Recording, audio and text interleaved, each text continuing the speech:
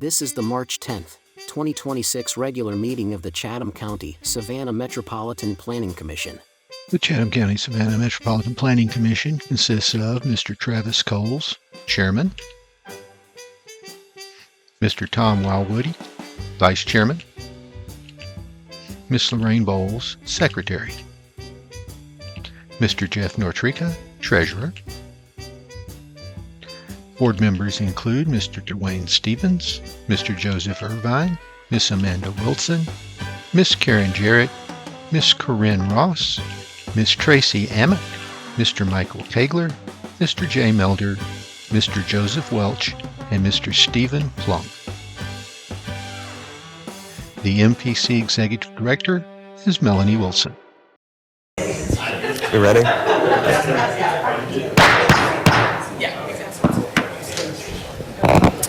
Thank you all. The March 10th regular meeting of the Chatham County Savannah Metropolitan Planning Commission will now come to order. We'll pause for the Pledge of Allegiance. Please stand. I pledge allegiance to the flag of the United States of America and to the republic for which it stands, one nation, under God, indivisible, with liberty and justice for all. Thank you. For staff, petitioners, and members of the public who are participating, our procedures will be as follows. The agenda is broken down into several parts. First, notices, proclamations, and acknowledgments. Next, the consent agenda, which consists of items for which the applicant is in agreement with the staff recommendation and that there are no known objections. This will be followed by regular business, old business, and adjournment.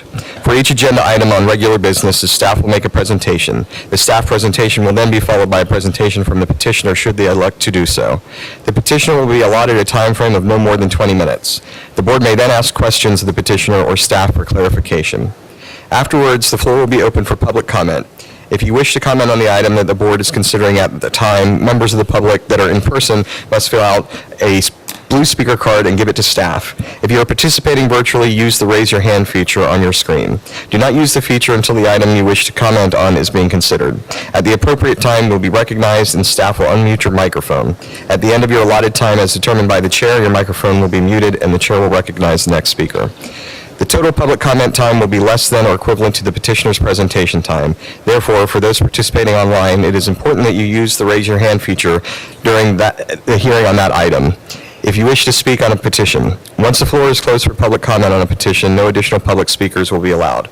If you are not certain you wish to speak, still use the raise your hand feature, or if in person, fill out the blue speaker card. You will have the option to decline when your name is called. After public comment, the petitioner will have the opportunity for rebuttal and then address any additional needed questions by the board. Finally, the board will take action. And the first order of business is the approval of the agenda. Bose, motion to approve agenda. Jeff Nortrica, second. It's been properly moved and seconded. We will do this by voice vote. All those in favor? Aye. Any opposed? All right. Next, we have notices, proclamations, and acknowledgments. Number one is March 10th, 2026, 11 a.m. Finance Committee meeting. We had that this morning. We approved a couple of changes in our budget. Next is the March 10th, 2026, 11:30 Personnel Committee meeting. Personnel matters were discussed, no votes were taken on that. And I do just want to take a quick point of privilege as the chair to acknowledge Mr. Edward Morrow, this will be his last meeting presenting before us. He is moving on over to the city, so we'll still be seeing him, but I just wanted to thank him for his time here and wish him the best of luck in the future. Thank you, Mr. Morrow. Thank you. Thank you. Next, we'll move on to items requested to be removed from the final agenda, which we have none. Next, items requested to be withdrawn, which is the flu amendment at 8106 Waters Avenue. I need a motion on that. So moved. Ross. Bose, second. Properly moved and seconded. We will also do the voice vote for this. All those in favor? Aye. Any opposed? Motion carries. Next, we'll move on to the consent agenda. Number 4, approval of the December 16, 2025 MPC meeting minutes. Number 5, major subdivision, The Pines at New Hampstead. And number 6, major subdivision, DeWitt Ward, Parcel B, Coastal Empire Fairgrounds. I need a motion.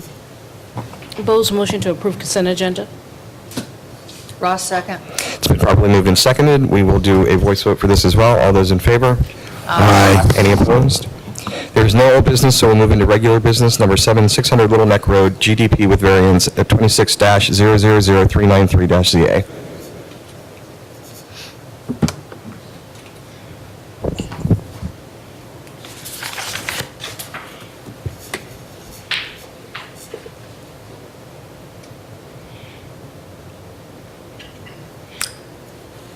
All right, good afternoon. This is 600 Little Neck Road. This is Hopeton Land and I hate to be a stickler for process, but just state your name for the record for everyone, please. Sorry, wow. Ken Gorski, Senior Planner for Development Services at MPC. All right, so this is a request for a GDP with variance, and the variance is relief from the pervious parking requirement for parking spaces that are in excess of 125% of the minimum required per ordinance. What you see here is we have an overhead aerial map of the entirety of Hopeton Landing. It basically gives you a little bit of context. We've got Little Neck Road along the bottom diagonal of the yellow outline property, and then we've also got a minor tributary up along the northern portion, and that pretty much defines this portion of the property. But this doesn't give us a whole lot of detail. Moving on, this is the overall master plan for Hopeton Landing. There are multiple varieties of pods here that are broken out for different phases of development. We have multifamily, we have some townhomes, there are institutional and office areas designated, as well as some retail and commercial that are along Little Neck Road. Moving in a little bit closer, this is the focus on the Pod 4 development plan. This is what is up for approval today. This basically consists of 9 multifamily buildings. They also have amenities such as pool and a clubhouse. They have preserved wetlands, a retention pond, and other services and amenities such as trash collection and maintenance structures.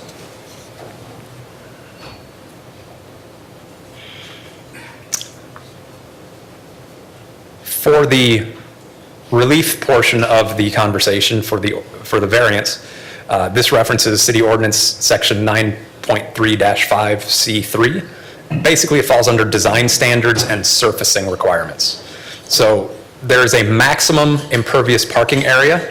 So any community or development that has 75 parking spaces or more are required to have any number of spaces that exceeds 125% of the minimum allowable to be paved with a pervious material. What we also have here is we have on the right-hand side of the slide, we have the proposed land use and parking breakdown for the Pod 4 general development plan. And it's a little hard to see, but what this is basically saying is that they are asking for a total of 512 parking spaces, and that includes the breakdown for surface parking. They have some garage parking spaces as well, and the minimum amount per calculation is the 282 spaces. If we move on to the next exhibit. So this is the table that delineates the minimum parking space requirements, specifically for residential uses. Pretty traditionally, throughout Savannah character, we require 1 parking space per unit for residential development. And while 1 space per unit may be adequate for single family or the downtown and historic districts, when you look at properties along Little Neck Road that are more suburban in nature and more automobile dependent, they tend to require additional parking than the standard Savannah 1 per unit minimum. The developer has noted in their application that their typical parking needs for a multifamily development such as this range from 1.7 to 1.8 parking spaces per dwelling unit. And what they have done for Pod 4 is they've actually used a ratio of 1.65, which is actually below their typicals. So they're already making a bit of a consolation on the quantity of parking that they normally would do.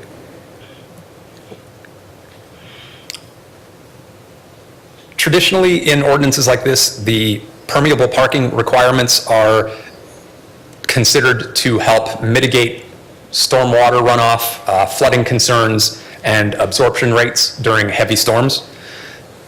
The big thing is really just to avoid flood issues, especially in residential areas. For this particular planned development, the minimum required open space is 20%, but Pod 4 is being presented with 69% or nearly 69% open area, which is providing plenty of green space, a retention pond, and preserved wetlands. The concept for the request for relief is that the large amount of open space that they are providing and leaving undeveloped will help improve stormwater runoff and absorption rates to help mitigate any negative impact from having the additional surface parking.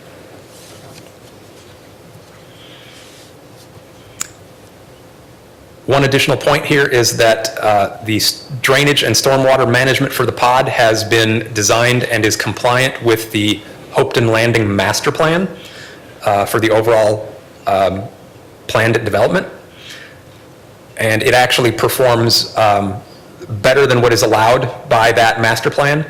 And I do not claim to be a civil engineer or a stormwater expert, so I will defer further conversation on that to Thomas and Hutton after our presentation from the MPC. I would also like to point out that the green shaded areas within this image depict the open space areas. So you can kind of see in the image there is quite a bit of open space for this planned development. In summary, the variance request is for approval of the general development plan with the variance for the new multifamily development at 600 Little Neck Road within the Hopeton Landing planned development known as Pod 4. The requested variance relief is from the requirement that parking spaces in excess of 125% of the minimum parking required be constructed of pervious materials. Again, in summary, the petitioner proposes a total of 512 total spaces. 464 of those are surface spaces. The remainder are in enclosed garages. Let's see, per the 125% calculation, 353 spaces are permitted to be impervious. So per the ordinance, parking spaces 354 through 512, which is 158 additional parking spaces, would be required to be constructed from various types of pervious materials. The petitioner is requesting that all additional 158 spaces that they are requesting be allowed to be made of traditional impervious paving. The MPC staff recommends approval of the general development plan with the variance as requested to allow the impervious surfacing for all parking areas with the following condition: that the development of Hopeton Landing Pod 4 shall maintain a minimum of 68% open space consistent with the design proposal that has been presented and reviewed by the Planning Commission. Any questions? Let's have the petitioner come up and present, please.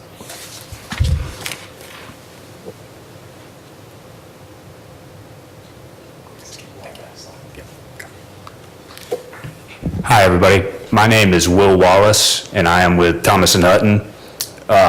First and foremost, I want to say thank y'all for y'all's time today. We're really excited about this project and happy to be getting the discussions going and getting the process started, so thank you all.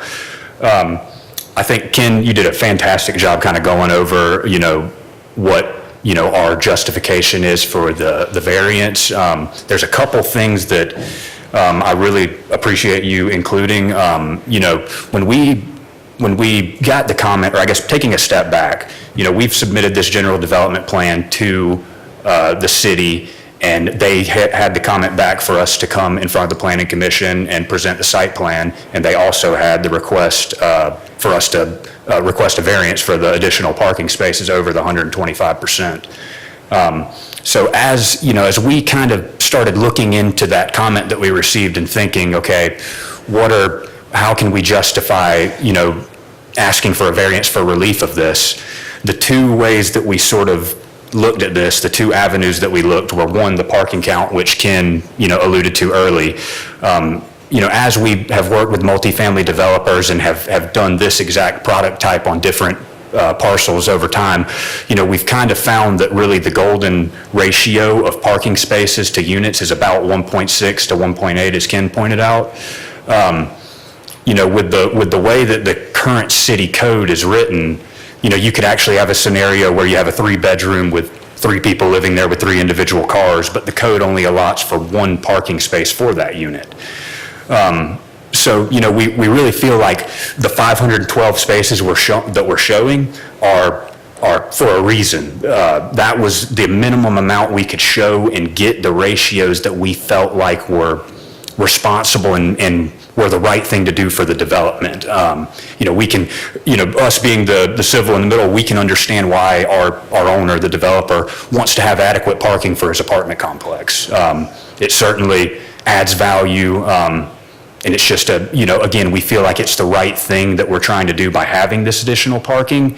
And in a way, it almost exacerbates how much parking that we need due to what the code is saying. So I think if I go back, let's see, 2 slides. I think this right here, and I hope everybody can read this well. I can't, so I'm going to open up the hard copy I brought. But just, the kind of, like I said, we looked at the variance in 2 ways. The first was sort of the constraints that we're working against with the current parking code. The second is looking at the variance and thinking, okay, or looking at the code itself and thinking, okay, what is the intent of this code? What is the intent of all parking spaces over 125% being pervious material? Us being civil engineers, we understand that relates to stormwater. If you have a situation where you have an excess of parking spaces, the city doesn't want there to be additional burden on the surrounding watershed from the additional runoff from those spaces. With that being said, I think that this pod and Hopeton Landing, with the current layout and site plan that we're showing, it really takes care of what we need to make sure we're keeping in check for relating to our stormwater requirements. And getting into Coleman's master plan that they have here, if you look, this is the overall Hopeton, the overall Hopeton development, and then pod 4 I have highlighted here. So the extents of pod 4 are highlighted. It's hard to see, but what Coleman Company did the master plan, and what Coleman Company did was they basically designed this whole area and accounted for the runoff from the entire area.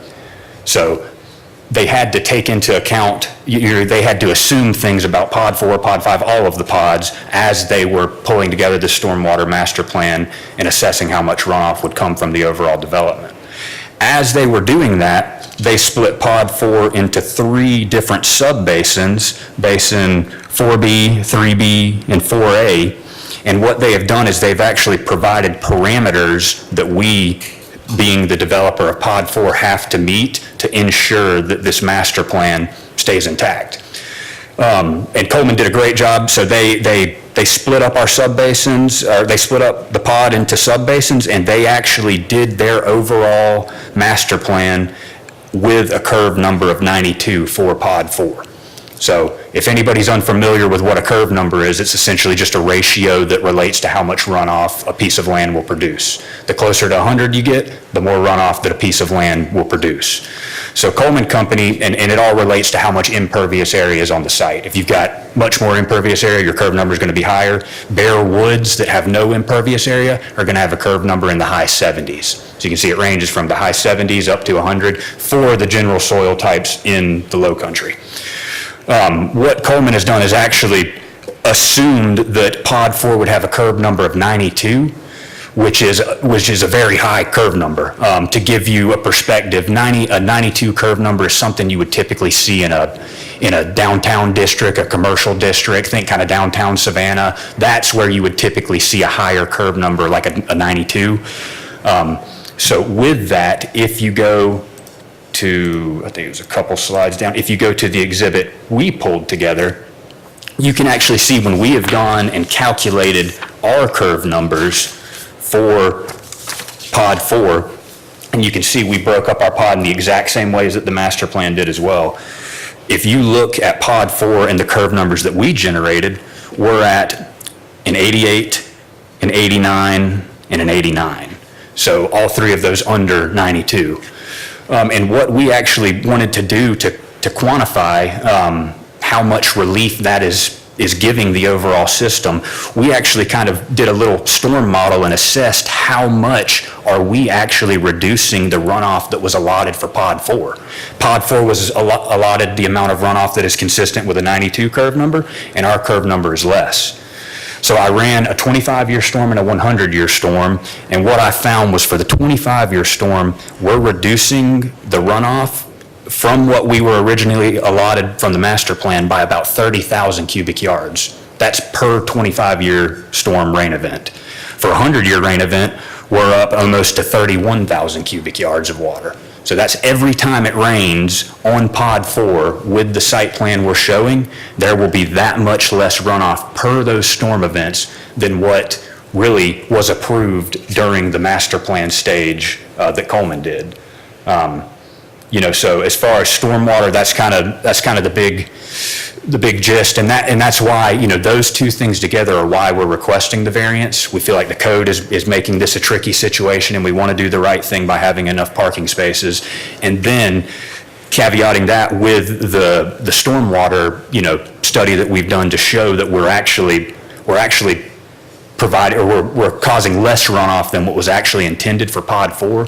Those two things together, we believe, give us a good justification for requesting the variance.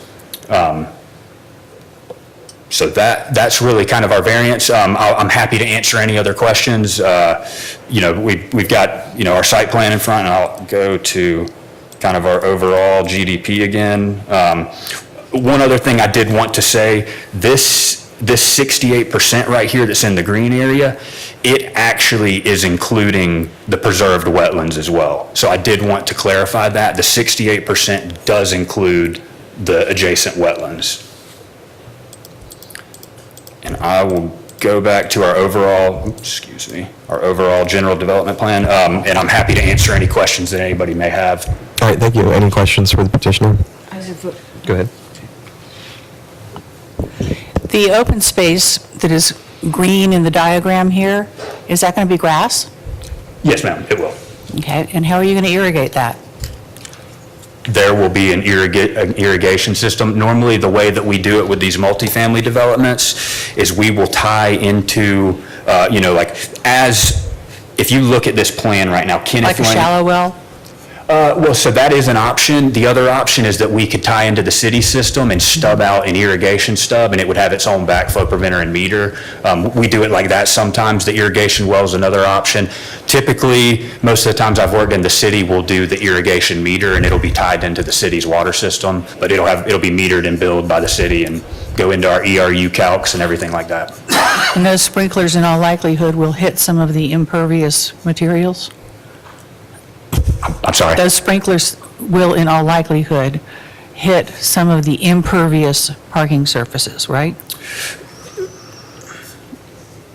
Ideally, no, but reasonably, yes. Normally, they put the irrigation right off the backside of the sidewalk, and it won't spray too, maybe the sidewalk will get a little wet, but it shouldn't be shooting out into the road. It'll be kind of focused on the green space side. And the lines that we see running through parcel 4 there, do those indicate any sort of a grade? They do not. Are you talking about the red lines? Yeah. So what those are, that going back to Coleman's master plan that they did, Coleman basically took this overall area and they split it into little sub-basins. Right. Based on where the water's going in all different parts. And what I have done, we have to go by what the master plan says. We have to satisfy the requirements of the master plan. So these are actually little drainage basins for Pod 4. So these show. So those big dotted lines do not necessarily indicate higher ground? They do. So pod 4, if you look, and it's kind of hard to see with the contours, Pod 4 is actually it's kind of crowned and the high point's in the middle. And that's exactly why, if you look at the kind of red line on our exhibit we did, it's running through the middle. Half of it's sheeting off one way, half of it's coming off the other way. So what's your objection to using pervious materials throughout? I think Cost? it's not necessarily that. It's more just that we feel like if you look at what Coleman had master planned, they accounted for a density of up to 16 units per acre. If you come and calculate our density per acre, it's only about 10 units per acre. And because of that, because that was the intent that the client and the owner wanted, was kind of that, they wanted the 282 units, it really allowed us to have this layout that just has a tremendous amount of green space.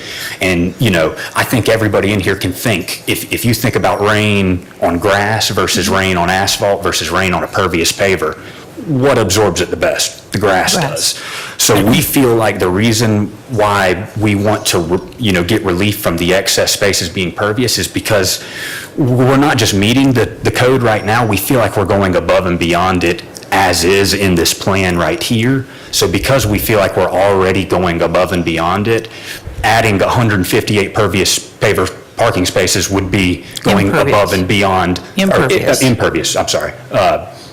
Or pervious spaces would be going above and beyond where we're already at, which is above and beyond what the code says, if that makes sense what I'm saying. Yeah, I just am always a fan of pervious rather than impervious surfaces. Yes, ma'am. I understand, and I am too, and that's why I really like this layout, because of how much green space is in it. There's a ton of amenity spaces, and really, that, knowing just kind of what I've learned in my time doing civil, having the green space is really what helps. The pervious can help. The pervious helps a lot in situations like very compact in downtown where you have to have the pervious. In a situation like this, the grass works better than the pervious. So even if you had a situation where we only had 20% green space, which is what the code called out for, but we had all the excess parking spaces being pervious material, that situation would still be significantly more extensive and, for lack of a better way to put it, taxing on the existing watershed than this right here. Having the high amount of green space is probably the number one thing we can do to reduce the runoff from the development. Are there any more And do you questions? know- Oh, sorry. I'm sorry. Promise, last question. Okay. Do you know whether any additional buildings are planned? There are not. 282 units was the max that we wanted to explore in this, which again works out nicely for the, kind of how all this has worked out, because when Coleman did their master plan, they assumed 16 units per acre, which works out to 330 units.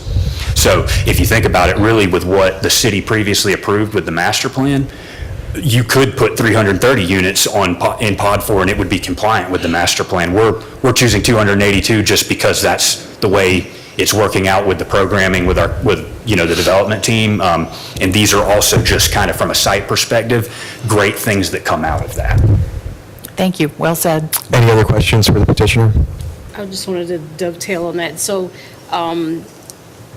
therefore, is there any objection to the condition that open space remain at 69%, if it's good, at 68%, because you're not planning any other development? But I was just thinking down the road. Yep, so based on the conversations we have currently had, this was, just to give everybody sort of an insight of where we are from a design team, this was really, once we got through this, we were hitting go on designing this layout. This is the layout our clients are good with. This is the layout, barring getting this approval, we'll have GDP approval after we get through this, and then we're ready to go with designing this. I guess to answer your question, I don't foresee any changes. So I think that green space number will stay at what it's at. Thank you. Any other questions for the petitioner? Yes, Ms. Jarrett. So, Karen Jarrett here, and the wetlands are included in your open space calculations, but wetlands really don't absorb any water, do they? I mean, they're already wet, correct? They would increase the runoff. What is your curve number for the wetlands? So to your point, the curve number for the wetlands is higher, but the curve number that I had talked about that we generated, let's see, what was it, 88 and 89, if you look at, and I'll go back to this other exhibit, if you look at the exhibit that we produced, those curve numbers are not including that wetland area. So to your point. But the shaded area does include the wetlands. Your overall 68%, 69% open space does include the wetlands. That's correct. The open space includes the wetlands, but our curve number calculations do not. Okay. Can I just ask for clarification? Wetlands do collect water, which is why they're wetlands and we protect Yes, them. but wetlands don't absorb water. They run it off. When you're looking at doing a drainage design, the wetlands don't take up any of the water itself. They just provide a conduit. It's kind of like a pipe. Sure. Yeah, okay. And the thing I would say about that is because to your point, you're right. But that's how it is in pre-development and post-development. There's no real change with that. You know, those wetlands, we're not touching them. You know. Understood. It's just that if we're thinking about an area where we're not going to be putting impervious parking, and we're counting the wetlands as part of the open space, that doesn't really seem to jive for me. I guess I can see that it would, but I think the big thing really is just that we're meeting those curve numbers. And I personally, in my opinion, from what I've seen, it's good that we're not including the wetlands in the curve numbers.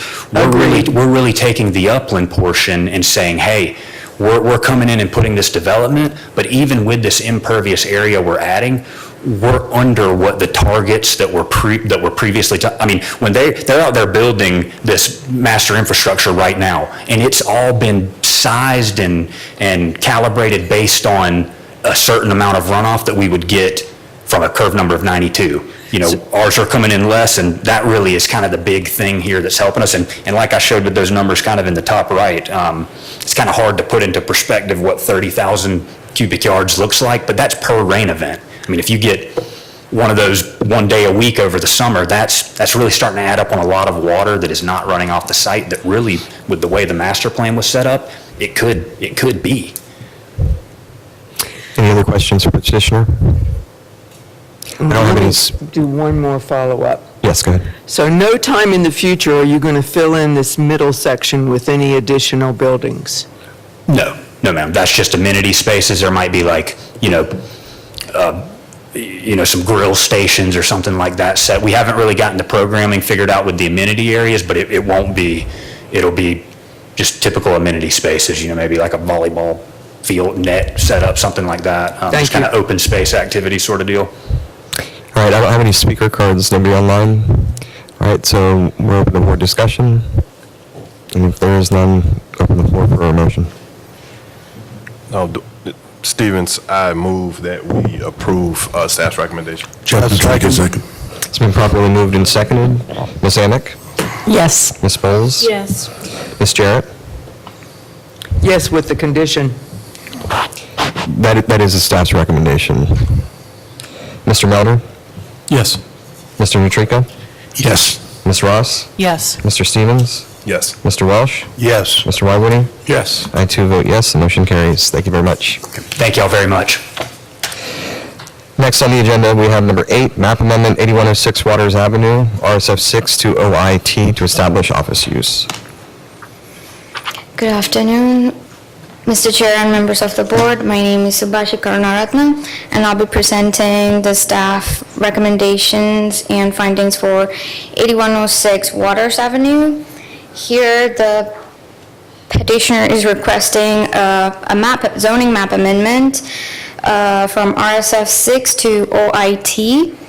The proposed use here is an office, and the property was previously utilized as a hair salon. And the subject property is located mid-block between Sherwood Avenue and Madrid Avenue. The parcel is 0.16 acres, and it has a frontage of 43 feet and a depth of 165 feet. The property contains a single-family residence built in 1978, and it has a living area of 1,040 square feet. As I mentioned, it was previously used as a hair salon, and here you can see the transition of the property from the residential to commercial, or from 2007 to 2025. And this is the interior of the property before, when it was used as a hair salon. The subject parcel, along with majority of the surrounding area, was originally zoned as R1, single-family residential, in 1962 by Chatham County. Upon annexation into the city of Savannah in 1979, it was classified as R6. In 2000, following the Grove Park zoning study, the city resolved to maintain the existing residential zoning pattern in the interior of the subdivision while considering petitions for non-residential zoning along Waters Avenue, case by case. So here on the map, you can see the previous zoning, and clearly along the Waters Avenue, the center portion, let me point it for you. This portion is the only portion that's facing Waters and is zoned residential. Everything else is non-residentially zoned. Moving on to the zoning map, as I mentioned, our property is currently zoned as RSF 6. And there was a previous rezoning request in 2010, but it was denied on the basis of spot zoning.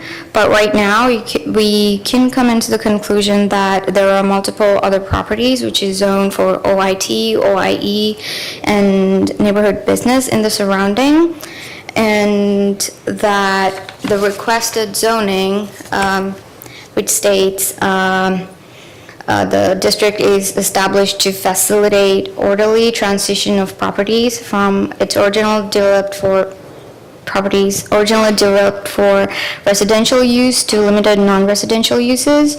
These properties are located in areas where increased automobile traffic, road widening, or other factors have diminished residential viability, resulting in the need for a transitional area to buffer surrounding residential properties. So that is the definition of the requested OIT zoning, and the proposed we think that this is much appropriate than what is existing, the RSF 6.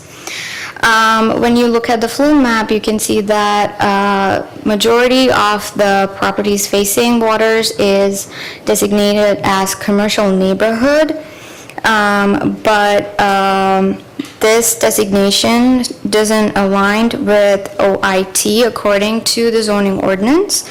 What would strictly be consistent with the OIT would be civic institutional, but if you look at the civic institutional designation, it says areas that consist of educational, religious, medical, or public uses, which may be in campus settings and may include private or public open spaces, and these mostly have schools, places of worship, hospitals, libraries, public recreation, and etc. So the requested zoning aligns better with commercial neighborhood flume designation than civic institutional.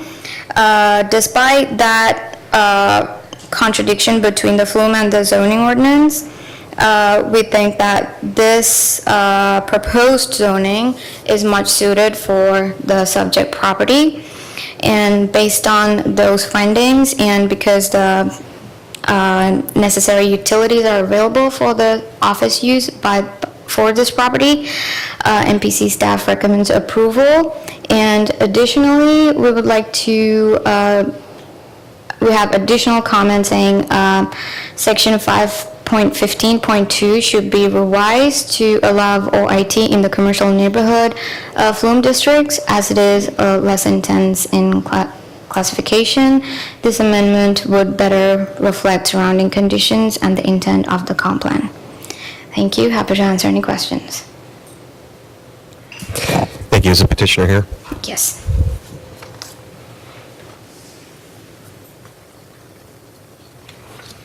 Good afternoon, Mr. Chair. For the record, Josh Yellen, representing Bernard Property Holdings. We have with us Ms. Jenny Bernard, who is also the tenant and operator.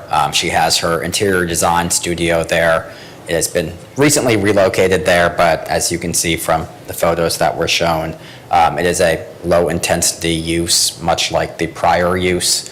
We are here trying to kind of correct a wrong that's gone back since 2010. As Subashi mentioned, and thank you for the staff report on this item, there was a rezoning in 2010 where I believe the nail salon went in and sought rezoning for the property. That was denied at the time. 2010 was a long time ago, but that, I said nail salon, hair salon, kept operating for the past 15 years until the property was sold to Ms. Bernard. And if I could pull up, am I allowed to get off of this? Just for context, very quickly. And that would not take too long on this presentation. Just for the application. Yep, thank you.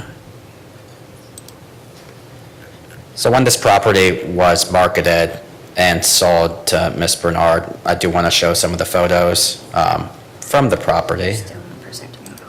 Oh, I have to change that? Sorry.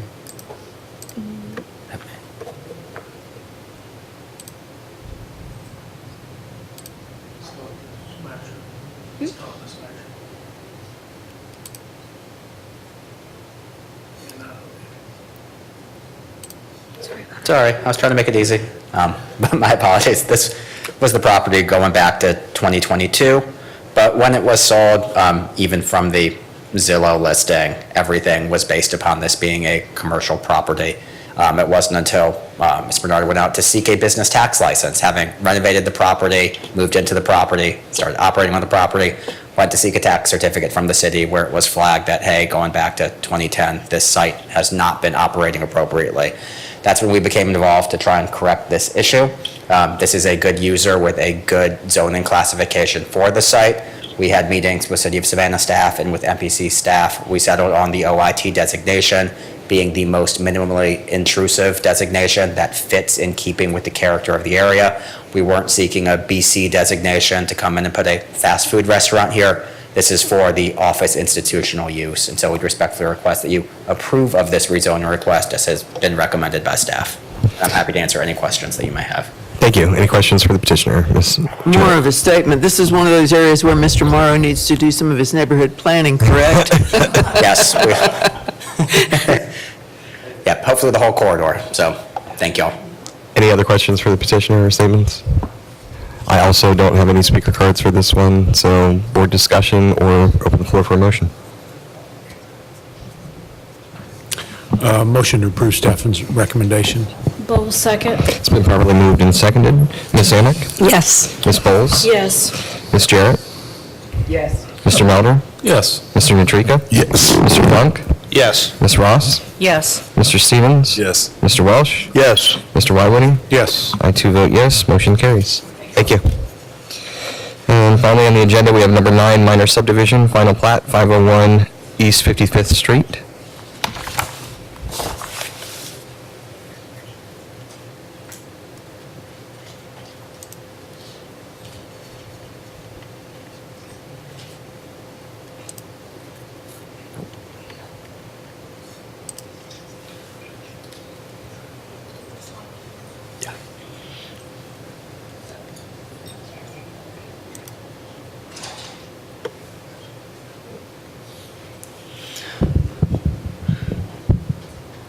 Okay, after a few technical adjustments, Ken Gorski, again, Senior Planner for Development Services, on behalf of the MPC. What we have here is we have a minor subdivision request for 501 East 55th Street. The subject parcel is .32 acres. It is currently zoned RSF 6 in the Ardmore Conservation District. What we have here on the, we have an aerial view of the subject property in the lower right-hand section of Hull Park. It is the trapezoidal property in blue.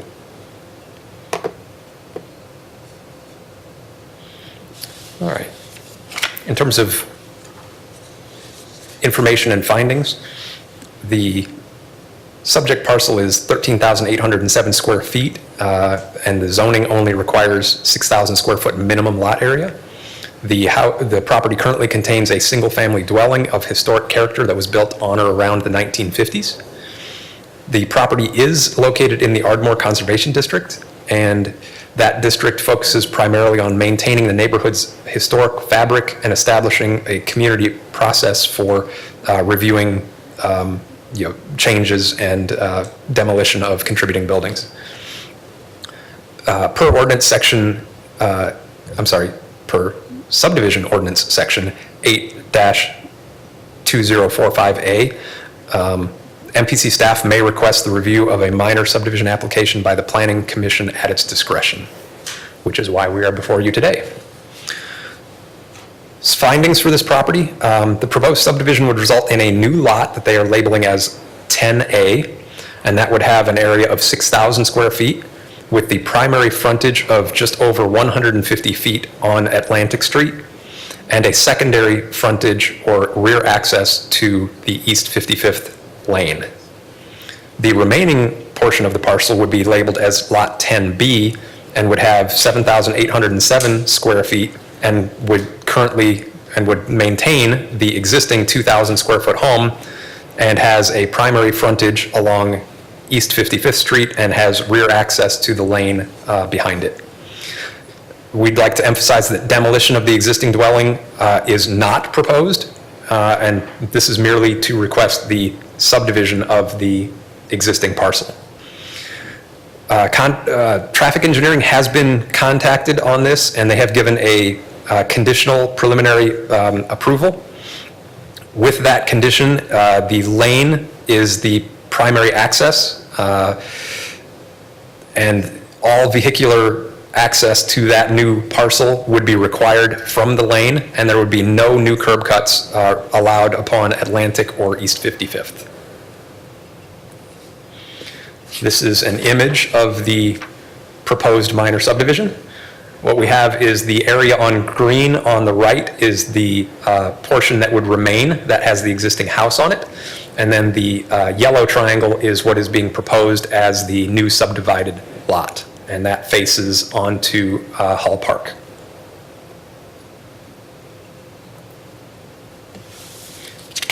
As we move into the discussion items, this proposal fails to meet the intent of the zoning ordinance and subdivision regulations in three critical ways. First of all, it would permit a subdivision that disrupts the established development pattern of the originally platted subdivision. And we have the sandboard map on the right-hand side of the slide to help display that.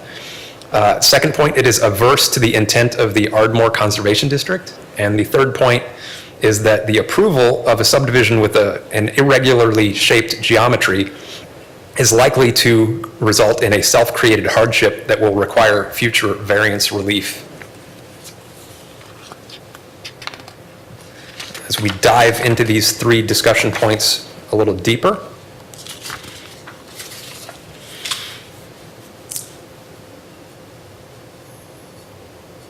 in terms of disrupting the established development pattern of the original Sanborn map subdivision plat, City of Savannah subdivision regulations explicitly grant the Planning Commission the authority to deny subdivisions that technically meet the base zoning standards, but fail contextually.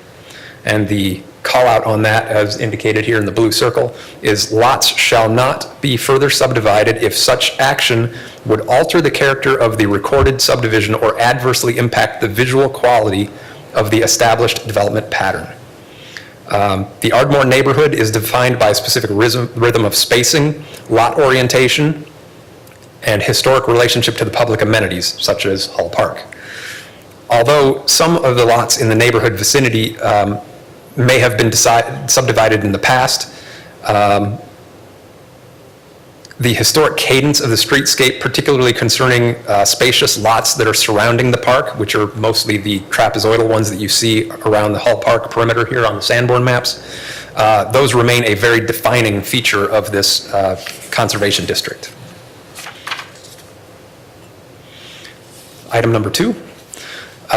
We believe that this subdivision request is averse to the Ardmore Conservation District. While this district does not explicitly prohibit subdivision or recombinations that are found in other historic districts, its overarching regulatory purpose is to preserve the character and nature of Savannah's older neighborhoods. This character, particularly for Ardmore, is derived fundamentally from the ratio of building mass to open space. By subdividing this parcel, the density will be adversely affected and increased beyond the established pattern, especially that area that faces Hull Park. And another concerning issue with that would be the home's angled orientation, which would be contrary to all of the street-facing majority of parcels in the surrounding blocks. There are also regulations that require, to the greatest extent possible, side lot lines be at right angles to straight street lines. And that is to help provide regularity in streetscapes and traffic patterns. There's also regulation for corner lots for residential use shall be provided with sufficient width and depth to permit the establishment of appropriate building setback lines from both streets. And our final item for discussion is that creating this parcel with a triangular shaped geometry would likely result in a self-created hardship and require future variance relief. And the applicant did provide a sample concept. However, it is not guaranteed that they will end up being the builder of the proposed dwelling. It should also be noted that the sample they provided would have already required a variance to allow an accessory structure within a side yard. A subdivision should not be approved if it creates lots that cannot be developed desirably without relief from zoning standards. To grant a variance, a board must find that special conditions exist which are peculiar to the land and not the result of the applicant's actions. If the subdivision is approved, any subsequent need for setbacks or coverage variances would arise solely from the applicant's voluntary action of subdividing this land. This constitutes a self-imposed hardship that is grounds for denial under section 3.21.10 of the zoning ordinance. In summary, MPC staff recommends denial of this proposed minor subdivision. Are there any questions for MPC? Thank you. Is the petitioner here?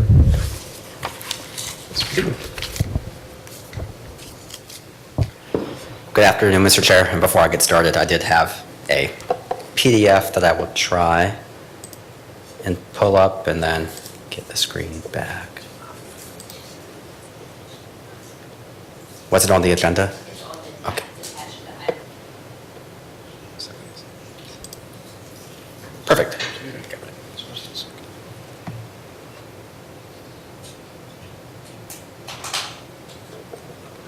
Sorry. No. Great. Thank you. Once again, Mr. Chair, members of the commission, Josh Yellen, representing the owner of 501 East 55th Street, who is here with us today. I would like to state that this is a very unique application and very unique hearing. By unique, I might mean unprecedented here, that I have never stood before you to argue for a by right subdivision that is now required to have a public hearing for a lot that meets all standards under the ordinance. Under the City of Savannah subdivision requirements, we are required to have a 6,000 square foot lot. We have a 6,000 square foot lot. We provided a concept plan which shows that we meet all setback requirements. That standard has been met. Yet we are here today because we are trying to read new guidelines and new rules into the ordinance, which frankly are not there, and which is why you haven't seen a hearing like this before for a by right subdivision that now has a public hearing. I will note that, yes, we are in the Ardmore Park, or the Ardsley Park Ardmore Conservation District. This is the staff report from when the Conservation District was first established, because we are talking about what was the intent of the Ardsley Park Ardmore Conservation District. The neighborhood association is seeking to have some protection from unnecessary demolitions of historic buildings. As was stated, we are not intending to demolish any historic building. So the Conservation District was established. This ordinance will require that all demolitions of historic buildings are reviewed by the Planning Commission at a public hearing, and public notice will be provided. In no way was this Conservation District intended to do anything other than stop the demolition of historic structures. I went and pulled up Alderman Nick Palumbo's blog from the time when he was the Neighborhood Association president who was advocating for the Ardmore Conservation District. He calls this a Goldilocks ordinance, that all it's going to do is protect the district from needless teardown. No more, no less. I think of it as a Goldilocks protection for our neighborhood. Just right. Yet today we're here speaking about something that is not related to demolition. We're talking about the subdivision of a lot into a lot that meets the requirements of the ordinance. And yet we are here for a public hearing. And as mentioned, I think this is the first time this has come before you. From an ordinance standpoint, my job is to rely on what we see in the text of the ordinance. In other overlay districts, yes, the text is clear that subdivisions may require review. That was recently added to the Historic District Ordinance after a petition from the Neighborhood Association. The text of the ordinance was changed, and that process was clearly established. Here, Ardmore, when this district was established, they were not looking at this concern. It is not part of the ordinance, and it's not an item that should come before this board for review. I'm particularly wary that we're trying to use the intent of this district to somehow prevent a subdivision which is permitted by right under law. I'd also like to mention that part of the argument against this by right subdivision is based upon section 2021C of the subdivision ordinance. I do not believe that this section applies here.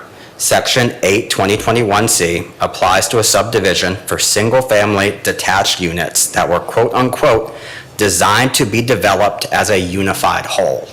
I do not believe that the Ardmore Conservation District, as we have seen, established and built out, subdivided in 1925, this was not a planned development, not a single-family home development. This is not Levittown or Pooler or any single-family type subdivision you might see in the suburbs that had a unified developer that went in and put in each and every single-family home.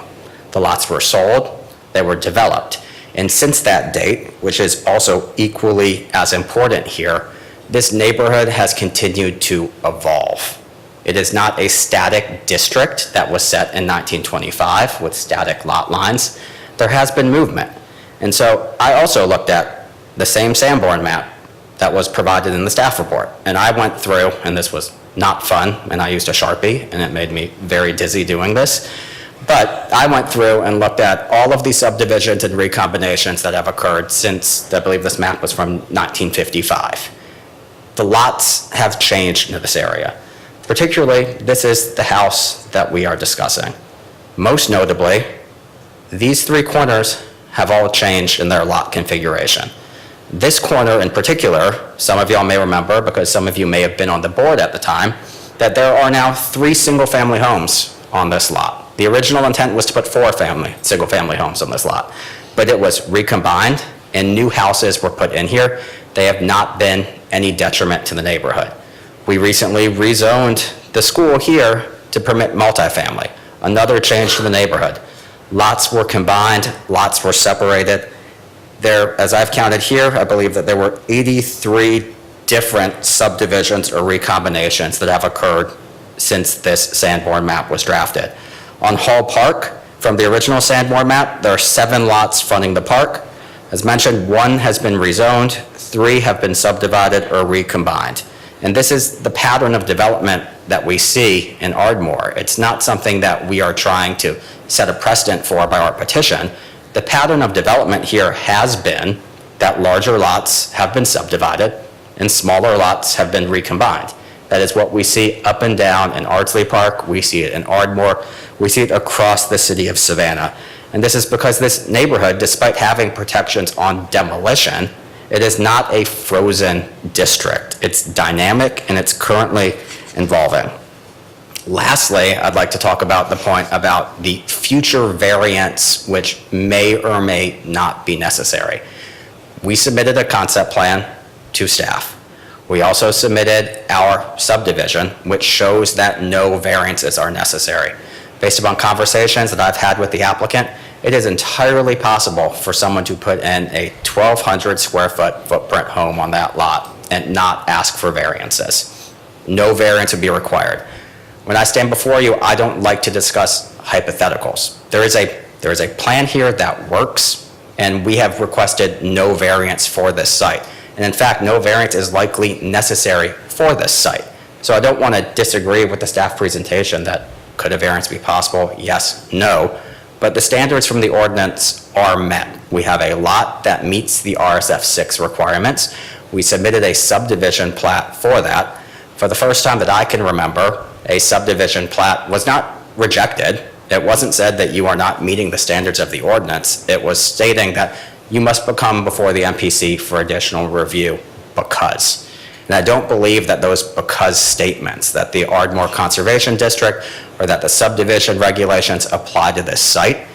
The Ardmore Conservation District does not prohibit the subdivision of homes, and it was never of lots, and it was never intended to prohibit the subdivision of lots. The subdivision regulations, yes, they apply, but the standards being quoted are for mass-developed subdivisions, not for a district such as this. We also don't believe that we will require any variances for the site, and so in this instance, I do believe that we have met all the requirements of the ordinance, and this subdivision should be approved. As mentioned, this was very unique. I've never been before you with an argument like this before, but we have met all of these standards for the subdivision, and we do respectfully request that you approve of today's subdivision request, but we are happy to answer any questions that you may have. Any questions for Mr. Yellen? Ms. Ross? Mr. Yellen, do you have any proposed drawings for the house that might occupy this property?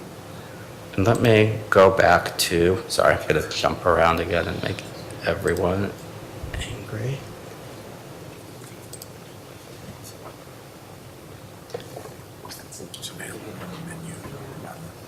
So we don't have proposed concept plans. The intent was, I believe, to sell this lot and someone would develop it. What is shown, and if I can zoom in, I'm not sure if you're seeing the screen or not. Thank you. It's yeah. The agenda. Oh, So my question then is there sufficient on-street parking to address the needs of this home? So, proposed home? based upon the traffic engineer finding that was in the staff report, they are going to allow access from the lane. And so Right. there will be parking at the rear of the site through the lane. So it'll be off-street parking to address the needs for this home. Okay, so you'll put a garage in and... Yes, it could be a garage or a driveway at the rear of the site. But is there on-street parking available also? So there is city on-street parking Yes. surrounding Hall Park, but the intent would be for us to satisfy the one parking space requirement. It would likely be 2 spaces, but the one parking space requirement would be satisfied on-site. Yes, ma'am. Thank you. And I'm sorry that y'all can't see the screen. Any other questions for the petitioner? We don't have any public comment on this one either. So open for board discussion and then a motion. Yeah, let's do board discussion first. I think this is a complete stretch of a fantasy Goldilocks ordinance, and I think it meets all the requirements. I don't think we have the ability to deny this. Any other discussion? Any thoughts? All right, well, the floor is open for a motion. Jeff Ventrica, I move that we go against staff recommendation and we approve this petition. Plunk Ross, second. It's been properly moved and seconded. We will go to a vote. Ms. Amick? Yes. Ms. Bowles? Yes. Ms. Jarrett? Yes. Mr. Melder? Yes. Mr. Natrika? Yes. Mr. Plunk? Yes. Ms. Ross? Yes. Mr. Stevens? Yes. Mr. Welsh? Yes. Mr. Wywoody? Yes. I 2 vote yes. Motion carries. And that is all that we have on the agenda today. So. I have a question. Are y'all at work next Tuesday? Y'all gonna make them brave these drunken hordes of obnoxious screen people and come in?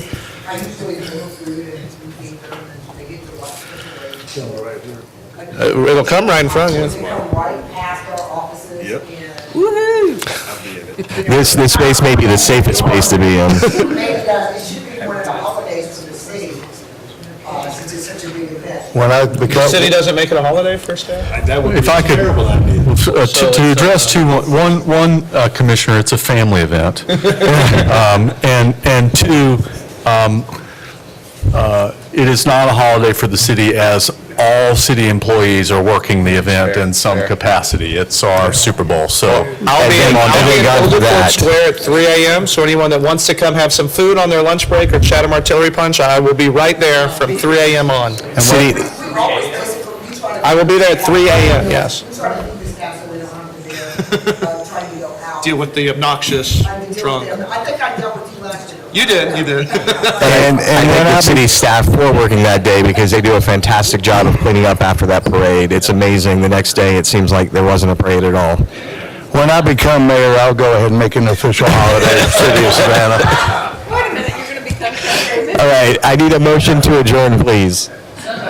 Second. All right, all those in favor? Aye. Any opposed? All right.